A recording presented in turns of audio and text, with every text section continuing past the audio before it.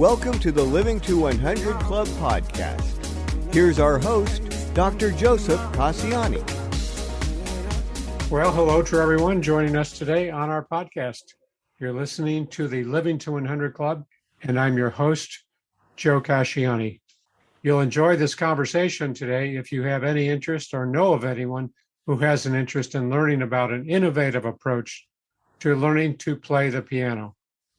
Before I introduce our guest, I'd like to remind everyone that I'm available for public speaking events, particularly to community organizations and senior groups. I love to talk to others about aging well, keeping a positive frame of mind, and making it over those hurdles. There's an option on my website to set up a call to arrange a presentation for your group. I also offer a free 30-minute lifestyle audit for individuals to look at lifestyle practices, attitudes, and outlook.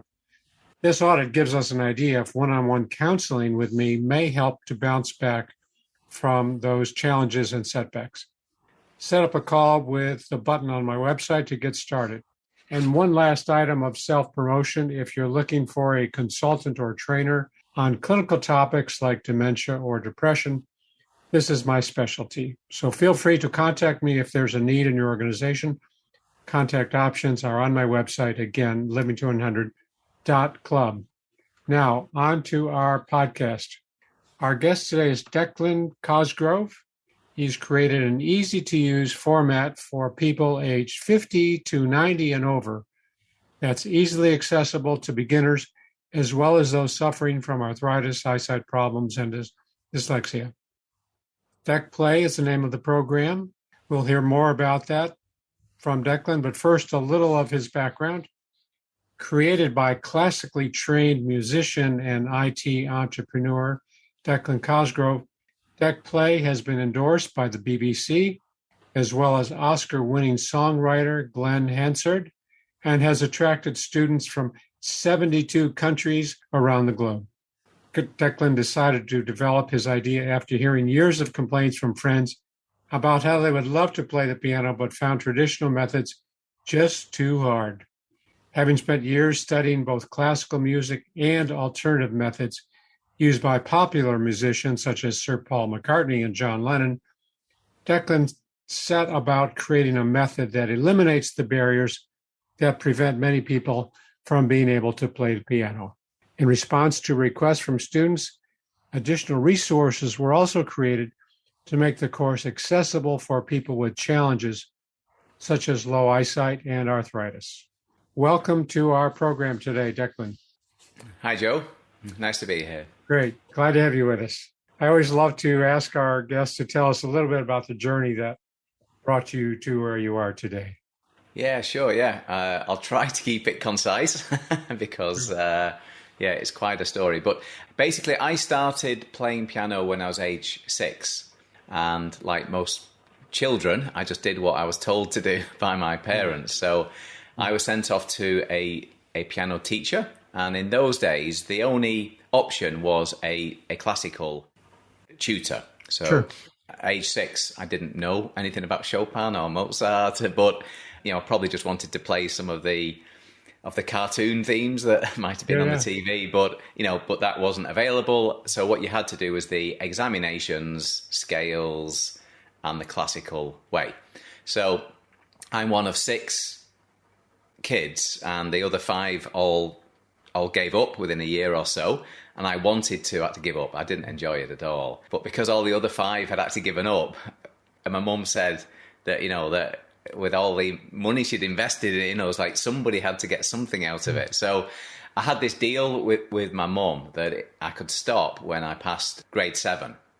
That's the second sort of highest level. She wanted grade 8, but I bartered with her. So we arrived at this deal that I could stop when I did grade 7. And so that's what I did. So I just stopped. And that was nearly the end of my piano journey. And I was a teenager then. Fortunately, I was about 13 or 14 at the time. And I saw some people playing in a band in school. So they were singing some, pop songs. There was Elvis, there was Beatles. And they were just jamming, just picking up an instrument and playing guitar chords. So, and I was going, hold on a minute, they're just playing a few chords and they can play a song immediately. I've been trained for years and I can't play anything. And even if I then was to get hold of the sheet music, which in the old days involved, I had to jump on a bus, go down to the town, hope that that particular song is in the music shop, come back with the sheet music, practice it for a day or two, and then try and join in, which obviously wasn't very practical. But even then, that, again, I found that the music that you get isn't the same as how the pop stars would play it. It's a simplified version. So basically, I found then that wasn't an option. So I had to find out a new way of playing a piano. So the chord books that were there, and in one was a Beatles chord book, a guitar book. All I could go from was that. So I had to invent a way of playing based upon those chords. And it took me a while, but I found that was a much easier way of doing it. And then over years then, I just acquired the skill, of playing to a much higher level and playing as Paul McCartney would play or John Lennon. And then I played in bands, I wrote songs, was on the radio, that type of stuff. And then over a period of time, I acquired the skill of playing by ear. So if I heard a song, I could work out within a second or two how to play it, which is great fun at parties. So if anybody shouted out a song, if I've heard that song ever, I could just scan it in my head in a second or two and then start playing it. So that was great fun. Yeah, what happened then is lots of people were saying that they wished that they had learned how to play piano. And they were all talking past tense. They wished their parents had sent them to lessons, or they wished they'd persevered at lessons, and I was saying, well, just learn. And then people had all these reasons why they believed they couldn't. And I got really frustrated because I thought, well, if I can work it out in my head in a second or two, it can't be that hard. So one guy called Patrick, he got me so frustrated that he would not believe it was possible to learn that I bet him that I could teach him how to play some rock and roll within a couple of weeks. Wow, and at the time, that's motivation. Yeah. Yeah, well, I just thought, rock and roll is very, very, very simple patterns. So the keys you play can look very complicated, and you're playing a lot of keys really fast. However, they're based on really, really simple patterns. And there's 3 chords, effectively. Most of rock and roll is just 3 chords. So at the time, I didn't know. I just felt it's so simple. A couple of weeks would be dead easy. But then I actually sat down to try to work out how to explain it. But all the language that I had acquired over the years, to understand how to explain it, I realized that anybody who hasn't learned that language, they won't understand what I'm talking about, all the terminology about octaves and chords and keys and different things. So I realized explaining it and taking it out of my head and explaining it to a person who's never played piano was more of a challenge than I thought it was. So the playing bit was relatively simple, but the explaining it bit wasn't. So I set about basically to actually create a simple explanation that would let people play a song incredibly quickly. So you knew if you try the traditional approaches to explain it to somebody else, they might be just as frustrated as when they first tried. So you had to adjust that, kind of move away from that traditional approach and come up with another approach, another style to teach. Exactly, yes, because the tools that you learn in classical music are extremely unsuited to songs. And that's why, again, when I started playing songs in a band, I realized that most of the skills that I'd learned weren't useful. Because in classical music, they never teach you any patterns. Every single note is written as a separate dot on a page, and you've got hundreds and hundreds of these dots, and your job is to replicate all those dots. Well, that's a very, very slow, tedious process in an abstract visual sheet, and that there aren't any patterns shown in that. Whereas when you realise that lots of songs, Let It Be by the Beatles, you can play that with 4 chords. So yes, if you write it down in dots, it's hundreds and hundreds of dots. It looks just as complex as every other song looks complex. But inside that is these patterns, which are incredibly simple patterns. And this is how Paul McCartney played. He never learned any of the classical ways. And in a film, actually, that only came out a few months ago, McCartney 321, he actually shows that all you need is these chords here. and he shows these simple chords, which is exactly what I actually came up with as my starting point for the course, which lets people play songs often within hours. A person can play their first song, and that's exactly what Paul McCartney showed in that film. So I had to then take these new techniques which I was doing and find the simplest way to explain them to people that have no knowledge at all of any of the terminology of music. Mm-hmm. Yeah. So Paul McCartney was taking your lead almost and kind of translating all of those chords into patterns that were easily understood. And I mean, facetiously saying he took your lead, but I think he was doing it before me. Yeah, but same approach. But what it is people. Well, virtually all pop stars play by patterns, but a bit like he found his own patterns, like I had to find my own. And they're all based on the same idea of it is patterns, and it's not to do with all the dots. You don't do any dots at all. But everybody has their own variation on how they find that, and it might take them years, or or a person might show you a portion of it. But the problem is that works great if you're singing, as he was. But the missing link is if you don't want to sing, which most people that want to play piano actually want to play the part that a person would sing as well as the other music. So the accompaniment is all the backing. So that's what Paul McCartney plays. And he sings the melody.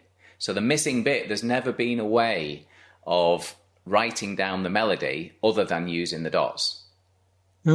So that's the bit that I found the actual solution to that problem. And then what I did, then I took it a stage further, and there's 12 different musical keys which are known by letters. So every song is playable in 12 different ways, and there's a lot of chords, there's lots of things going on. So I found a way of bringing all these 12 things down to one. So it's a 12th of the work, as well as the melody is in it. And that's why people can play a song often in the first hour. So I've taken the type of things that Paul McCartney did, that he found by his method, and I've found my variation of that by my method. But I've taken that concept of what he does and then evolved it with those extra bits, and I've translated it in a way then that is very easy to understand, so people can play, incredibly quickly.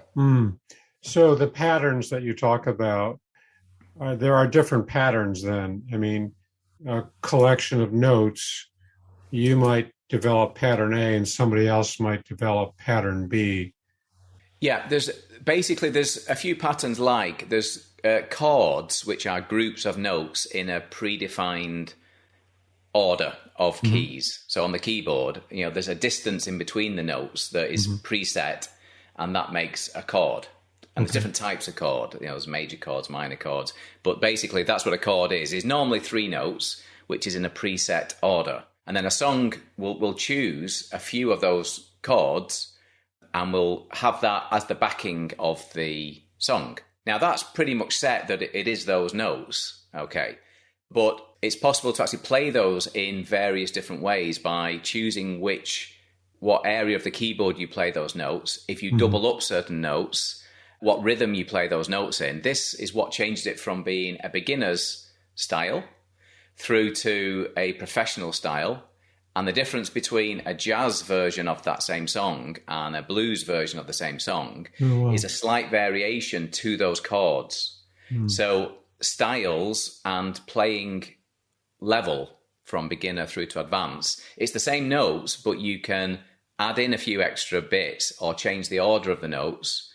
And that's what dictates styles. So that's where Paul McCartney will have his slight variation on what patterns then he puts his hands in to play those chords can vary. So there's various patterns, like the chords are patterns, but how you play the chords, there's patterns on how you do that. So that it's various different levels of patterns. And what I've also done to make it really simple is I've introduced colours on the song sheet. So it's very simple to actually see the patterns of chords that you normally repeat in very, very simple orders. So, for example, Imagine by John Lennon. If you look at that in normal music, it's just lots of dots, hundreds of dots. Whereas if you look at it in the pattern of the chord, so there's 2 chords used in the verse, and that's it, just 2.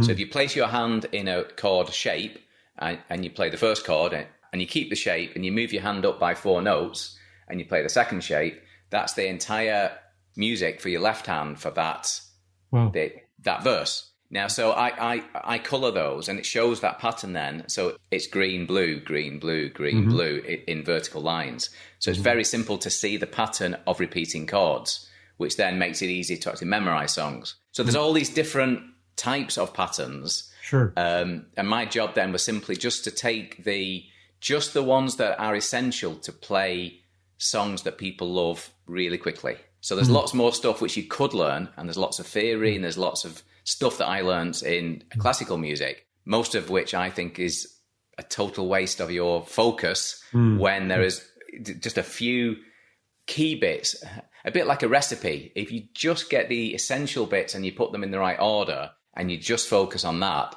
it's amazing how easy it is then to play songs.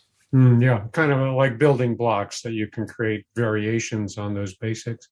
So DecPlay is different from traditional music in that traditional music, you'll have a sheet of all the notes and the measures, and you need to understand where the notes are and how they're played. But for you grouping or clumping these notes so there's a single pattern. If the person learns the pattern, then they can progress through that whole song sheet. Yeah, well, how it works is on a song, if you write down the lyrics of the song, then what I do, instead of underneath that having all these dots, so if you're playing 4 notes at the same time in your hands, it would have 4 dots right under that first word. And then, under the second word, you'd have lots of dots. Mine still shows exactly the notes which you are playing. So the melody is shown exactly the same as the dots would be, but I do it in a number from 1 up to 7. So a person then doesn't need to learn the abstract language of the dots.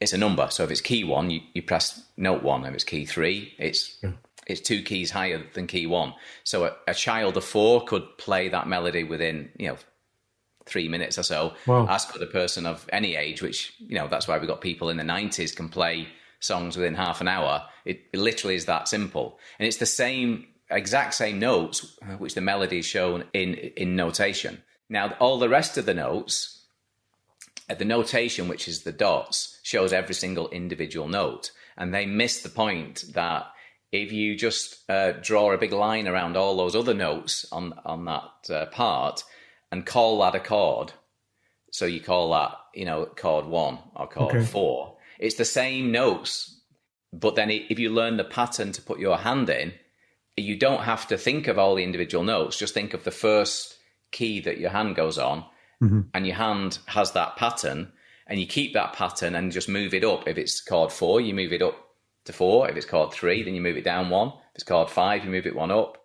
And that sounds amazingly simplistic, and it is. Yeah, but the music you're playing can be. That's what Paul McCartney showed. That's exactly what he said that he does, and that is how Let It Be. That's how he played Let It Be.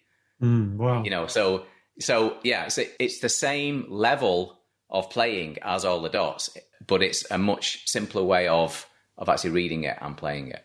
Sure. So you created this model, this approach to help people learn to play music, learn to play the piano, and try to dispel some of the myths about learning to play the piano. What are some of those myths that are still out there and people hold on to but are not really valid?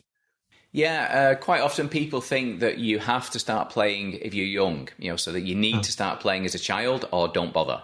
That's one big myth. A second big myth is that you have to practice for years before playing anything, of any reasonable level.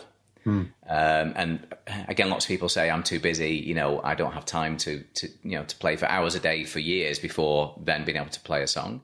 And the third most common myth, I think, is that people think that you have to be part of a musical family or have a musical gene to play music. It's like only special people have this magical gene, and they might try music, find that they struggle, and then think that they don't have this magic gene. That Whereas I've shown with the thousands of people I've taught that everybody has a natural musical ability.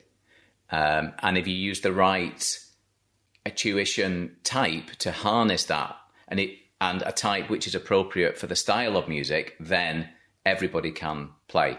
And I've taught special needs, very young children, people in the 90s, across the spectrum, a whole, people who suffer from a lot of physical challenges, dyslexia, arthritis, and not a single person could not play if the appropriate tuition method is used.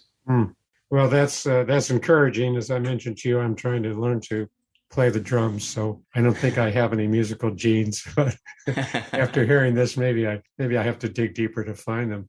So that's great. You don't have to start young. You don't have to practice for years, and you don't have to have this natural ability kind of built in musical heritage or in our family. Anybody can learn. That's great. Yes, that's the beauty of it. I would actually say that everybody has the musical gene. I mean, there isn't a magic gene. It's like everybody has it. So I explain this by, if you like music, if you enjoy hearing a song, if you hear it on the radio, then what your brain is doing is you can hear the different tones of the music. Are they high? Are they low? And there's a reason why you like that piece of music and don't like other pieces of music. So you have the natural ability to hear all the key things that you need to actually play music. There's a tiny percentage of people who are actually tone deaf that cannot hear a high pitch or a low pitch. So if they hear a song, it's just like noise to them.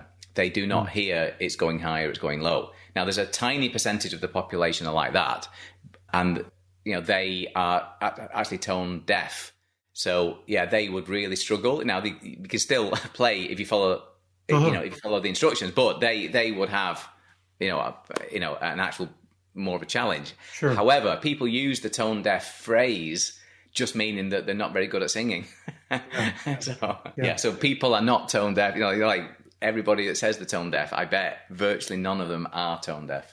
Oh, that's interesting. Sure. So I know you have provided this online. We'll talk more about the course itself, but who are your typical students, Declan? Who do you attract with your program? It's mainly people aged 50 and over. So interesting. Most of our students are actually in the 70s and 80s.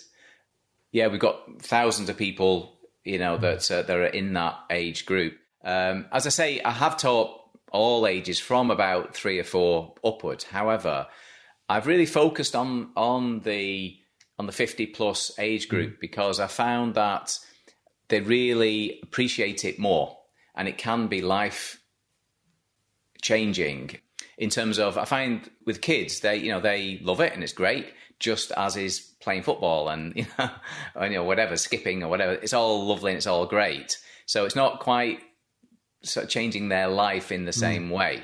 So they might enjoy it and that's great. But I think for people in their 80s or 90s, if they've always wanted to actually play piano, to start playing when like Harry's 90.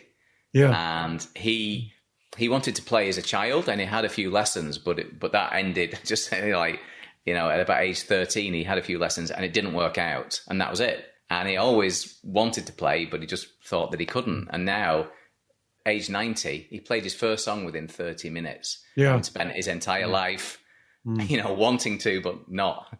So, yeah, that for me is really fulfilling. So that's why I'm really focusing on this age group. And then I've been able to actually help them then with extra challenges that this age group has, like arthritis or low sight or other issues like that. Yeah, that's great. That's great. So this age group really can appreciate more the accomplishment, the achievement, and something that they may have had a goal to go after, for years, but now they've faced this opportunity and they're seeing the success. I think that's great. That's great. So it might be a greater advantage for the 50 plus group than for a teenager or a child who's learning for the first time. Yeah, I think so. Yeah, I mean, it it's great for everybody. I mean, it has changed my life, being able to play music. I mean, I was incredibly shy as a child and I wasn't sporty. And, I had a speech problem, a stammer. And so, there wasn't a lot sort of going for me from a confidence point of view. But music was the one thing then that I could play in the school band. And then I built my confidence around that.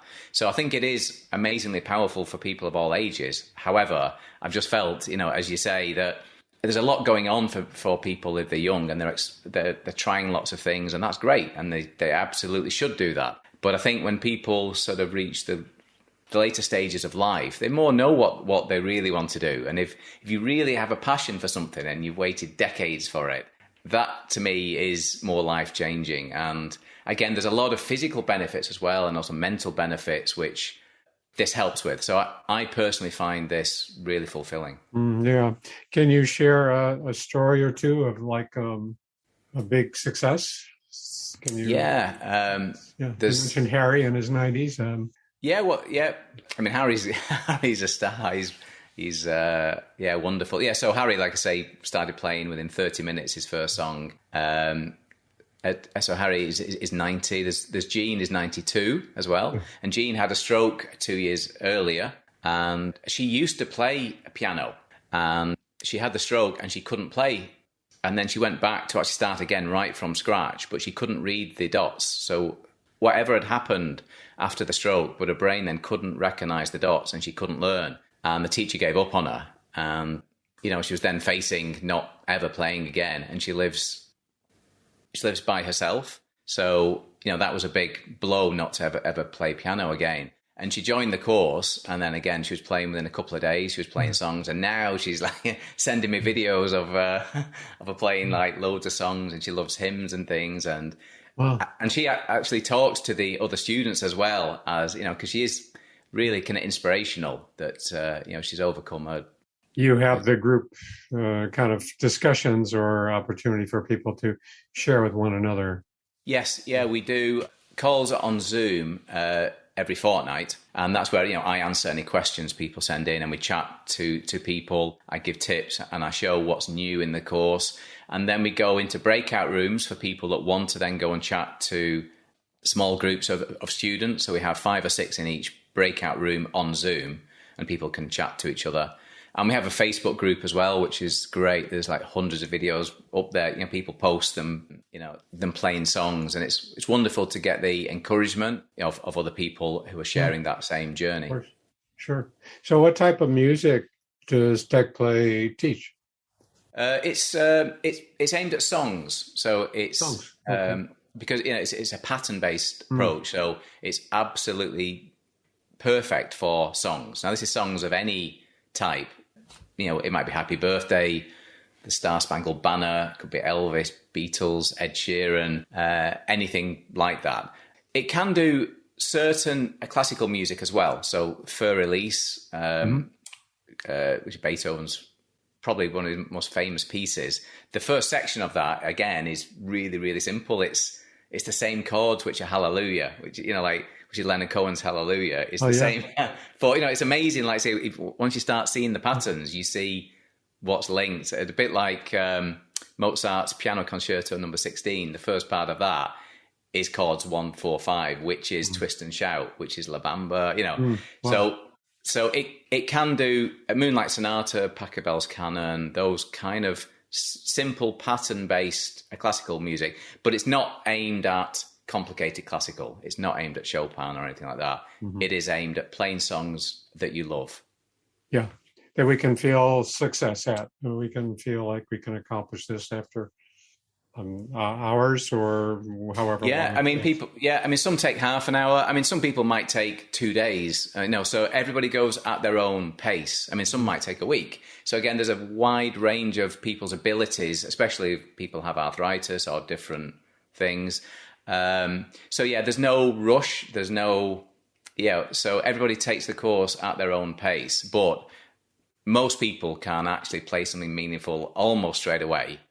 And then, of course, improve the style, and then there's, and then add extra songs in.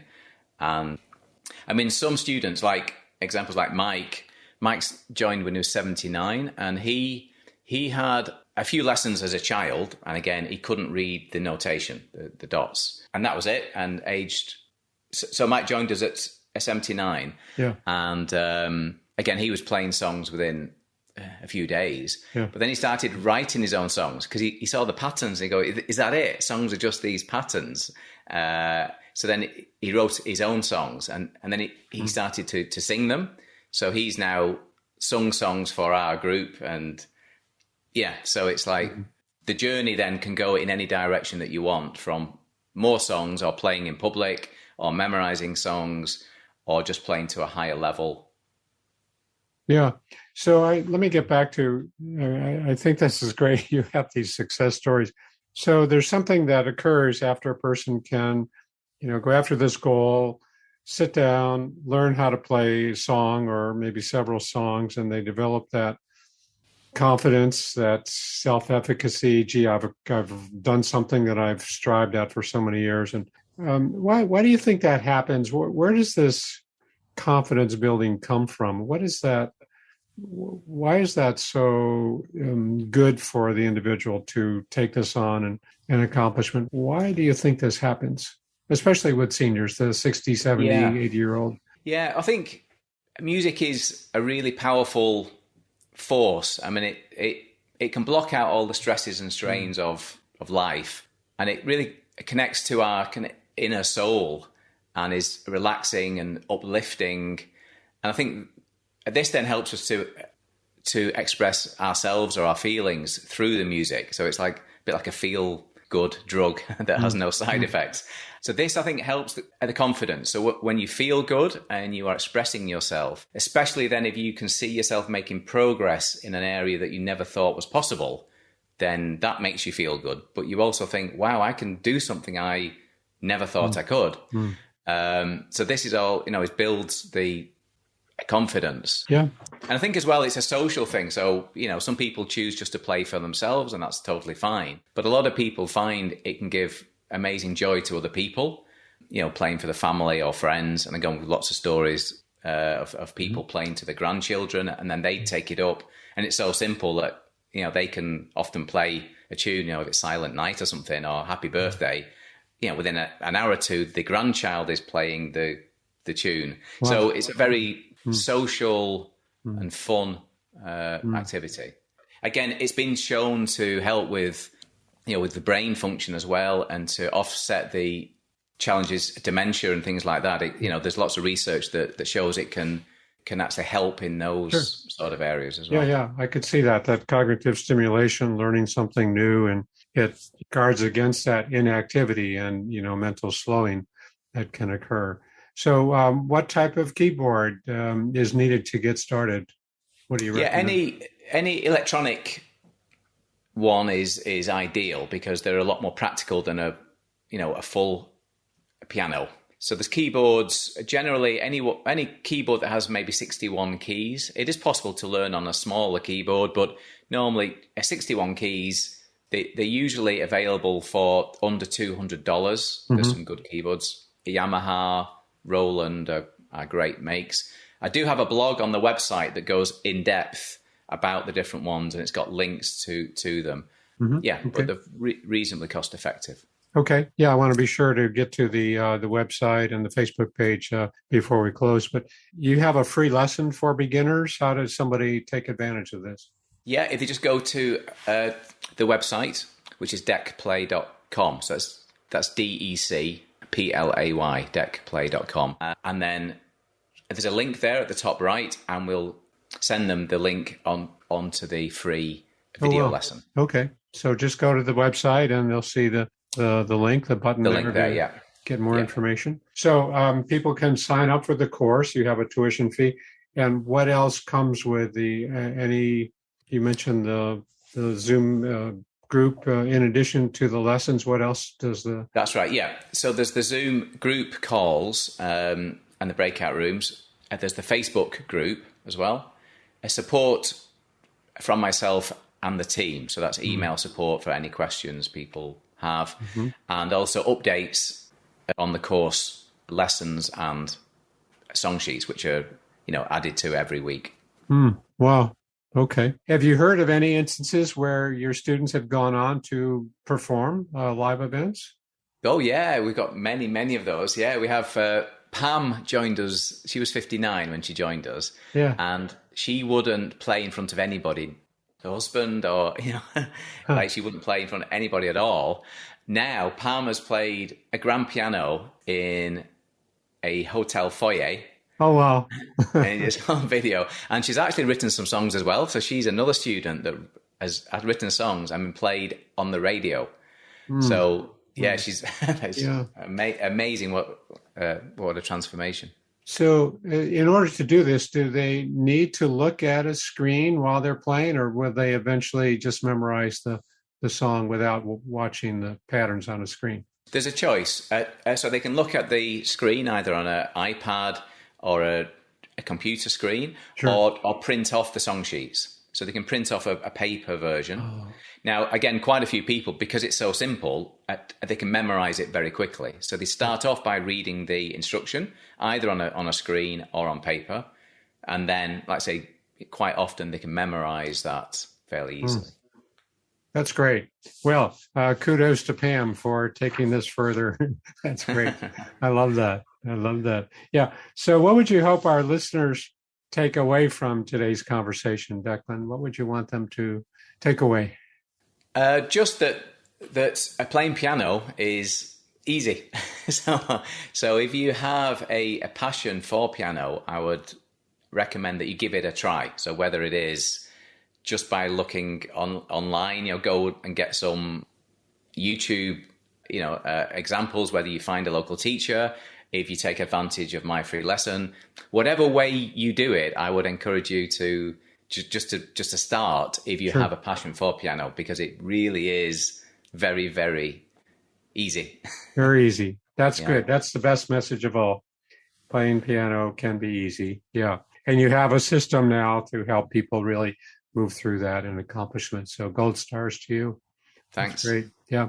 Thanks very much. Well, Declan, it looks like we're out of time for today, but before we wrap up, I just want to remind our listeners about a co-sponsor for this program, A Mighty Good Time. Are you looking for ways to engage and stay active? Check out amightygoodtime.com. It's a one-stop shop for events and activities for those 50 and over. It's free to search and it's free to post, amightygoodtime.com. And be sure to visit the Living to 100 Club website to sign up for weekly podcast announcements and monthly newsletters. And while you're there, be sure to download a free copy of my 9 tips for living longer. Lastly, pick up a copy of my book, Living Longer is the New Normal, all about maintaining a positive mindset in all we do.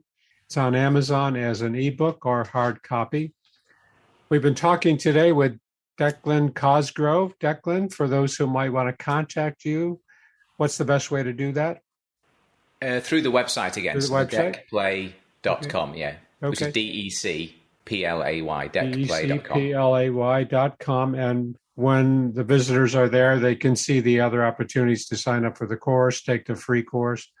And once they enroll, they can get access to the Zoom meetings, the breakout rooms, and more training, more follow-up from you. That's a great program. That's really a great program. Yeah. Thanks very much. Yeah, once I finish the drums, I might move on to the piano. Yeah. So. Great. Yeah. Good. Well, thanks again for being a guest on our program. And thanks to all of our listeners for tuning in. Hope to see you next time. Thanks, Joe. You're welcome. Cheers.